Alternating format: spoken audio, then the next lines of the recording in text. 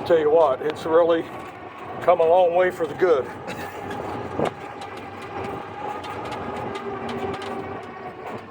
Yeah, there's all the belt structure. So we got a ride with all of it on there. You just pull up and throw it out, and wow, 20 minutes or whatever, you're back.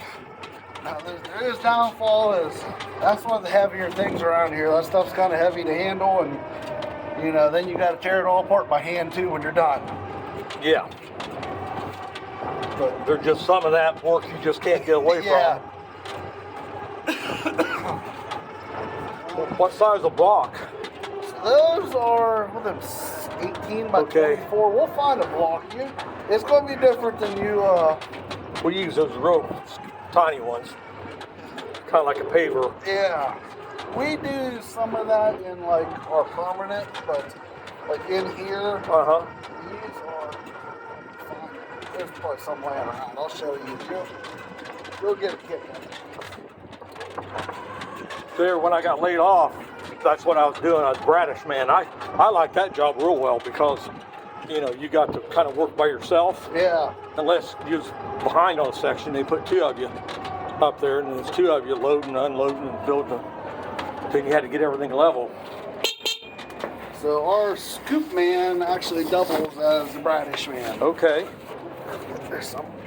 Oh yeah. Oh boy. Well, now go ahead and grab a hold of one of them for me. My gosh.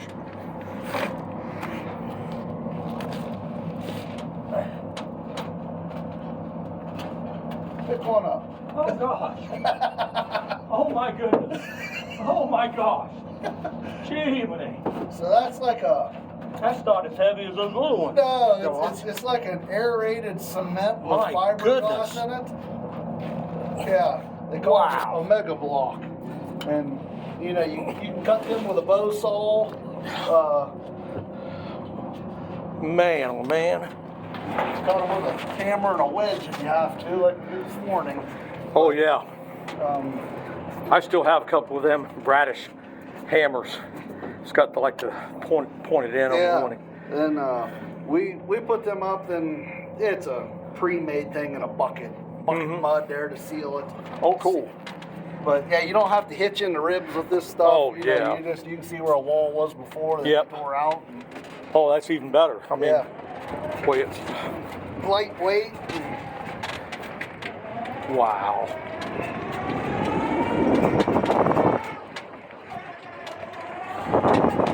So all of our stuff comes in on these carts. On those carts, okay. The scoop man pulls that in? Yep. Cool. So, the outside they'll load it with the forklift, but same thing, they'll just load pallets of those blocks, and when they get ready to build a wall, they'll take the scoop, push it right to where they're building. Oh my gosh. So there's no there's no dragging stuff around, it's right there.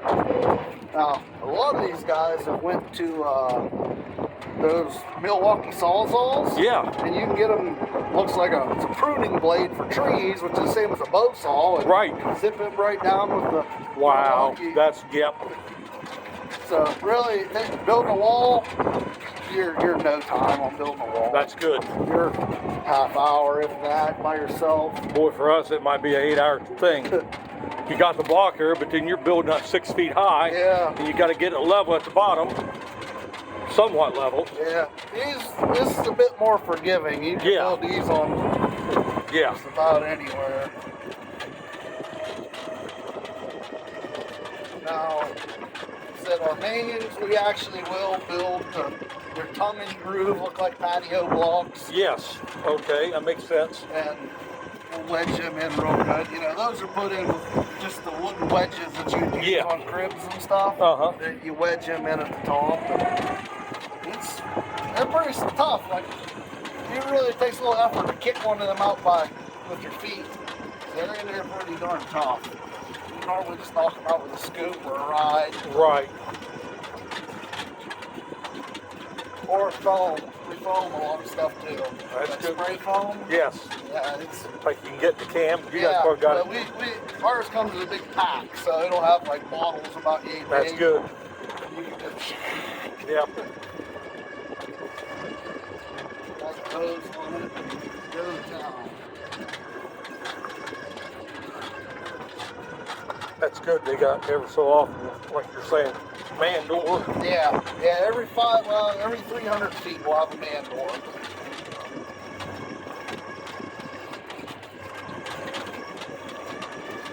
And those antenna things, something so easy to hang up for your communication. Yeah, they're just on magnets. Yeah, that is so good. Magnets go right on the roof bolts. You can adjust them. And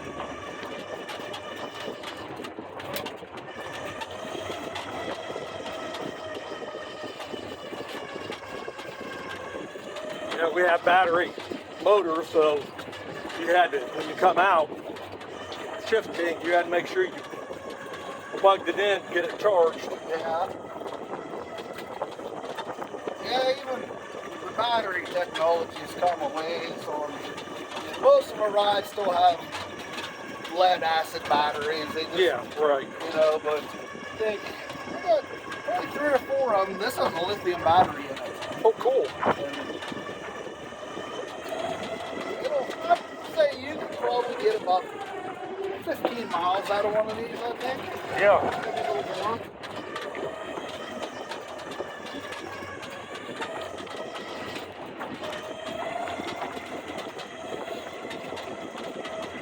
One night we was on 4 o'clock to midnight and the batteries dead would come out. So we had to stay out about 2 hours. And we got in there, we was rooming, and we heard some noise, and they put the boss and some other guys, clearance guys going first. And they came back, and basically the next entry, like it was on the last entry, and then the first entry up like number 1, number 2 entry. Number 1 entry had fallen in, and number 2 entry was starting to fall in. And we pulled out of that and just mined the 2 good entries. But if we would have been on time, it would have either been me or that older guy. He was like 40 years old. In there getting loaded, and we would have never known what hit us. I about quit mine that night. I only had about a year in there, and I thought, boy, oh boy. But I stuck it out. Guys told me, the more you think about it, Right. So if you turn right, that goes up to your other section. Oh, okay. So we actually had a little collision here. That's why you see all the stop signs. Oh, stop sign and that there. Yep. Driving like an idiot. Ran into another guy. Oh boy. Guy on the right, he got hit, broke his foot. Oh my gosh. 2 months. He's off still now? Yeah, right, he's back. He's back. Like, come on, guys. Like, something really dumb like that.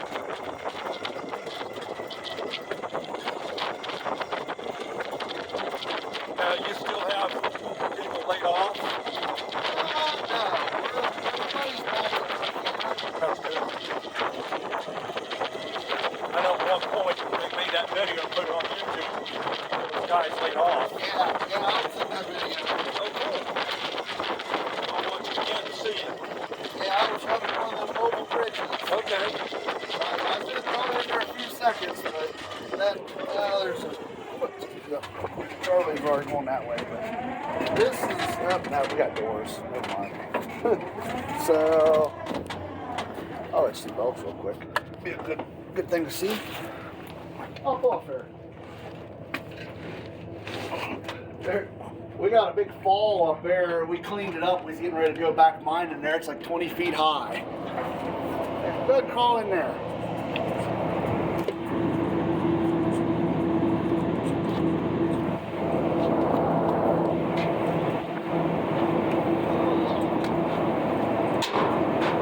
Oh my.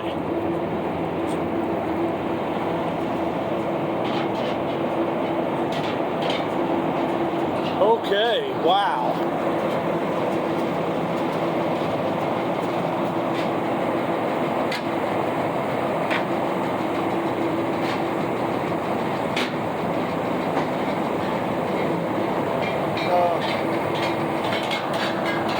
Just a belt transfer point here. This one our belt is like all the way out here. They're all That's going all the way back out the mine. Yep, that goes all the way out. Oh, what are you doing?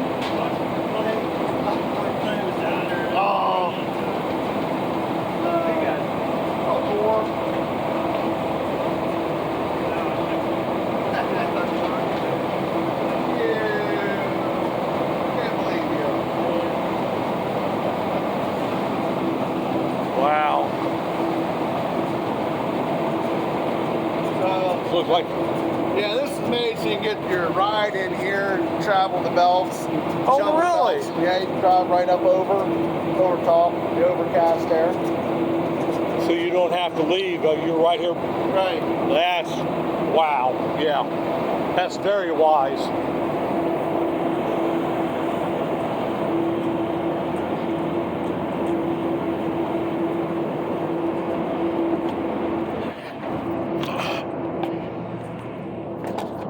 So yeah, just the overcast separates your air.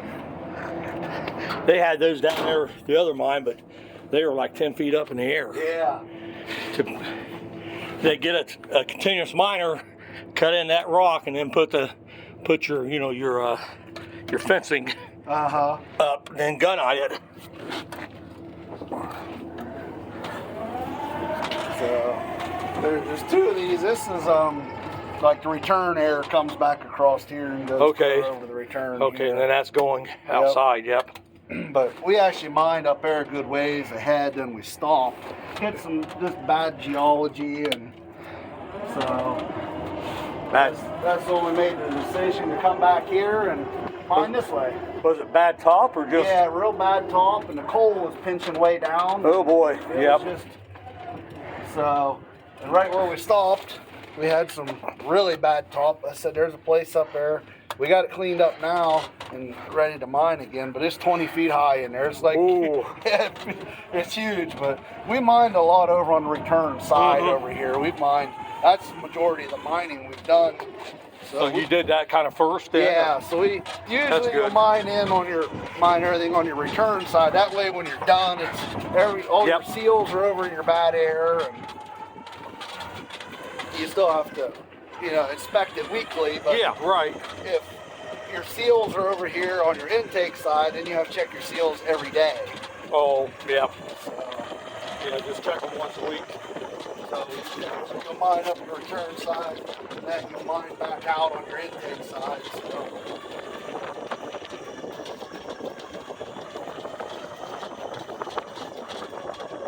I bet it gets cold in winter time coming in and out of here.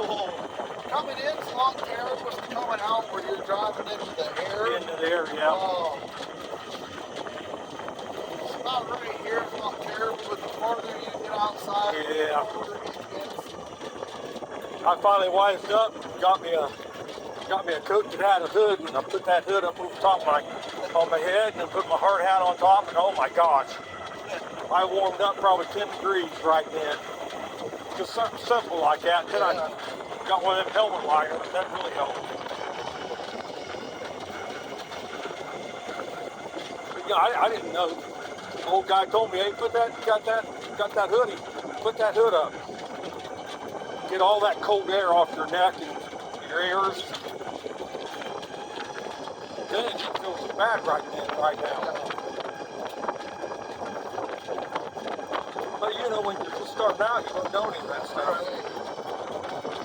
I think the biggest one I learned here was always wear sweatpants underneath your clothes. Yep. It makes your knees feel a lot better, especially, you don't have that denim between your knee and your knee pad.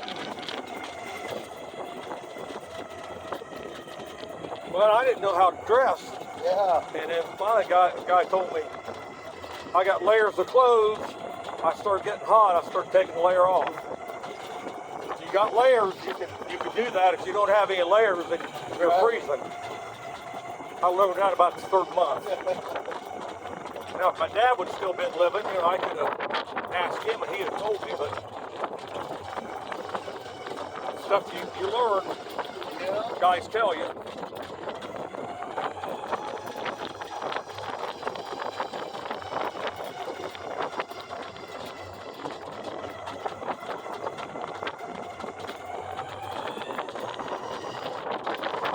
Probably have hot days there a couple of weeks ago, you probably hated coming out. I mean, it felt good coming out, but once you get outside, 90 degrees. That's the thing about working midnight. It was still warm, but not like day shift. Right. You come out 3:30, that sun hits you, and you've been into 60-degree weather.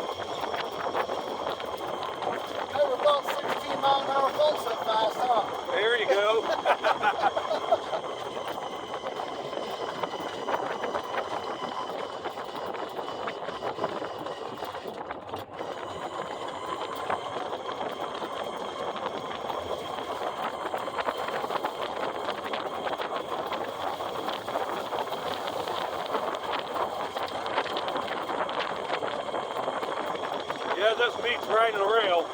Yeah. Yeah, just still more flexible. Like. Oh man.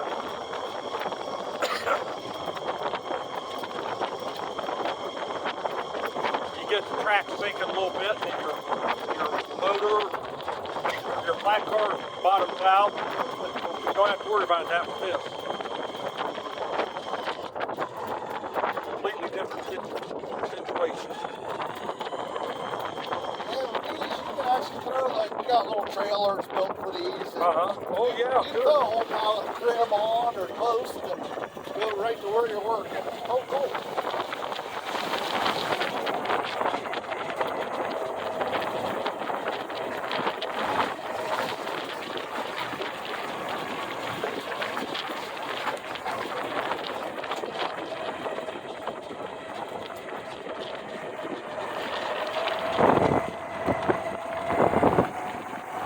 Well, we're still dripping a little bit of rain. Yeah, I hope it drips a lot more. We got all of our lawns cut until about Friday, so we're good on that. But my water bill kept going up in McCall City Friday, and they called me this morning. My sprinkler system, every time it comes on, it goes. I didn't think it went through the meter, but it does.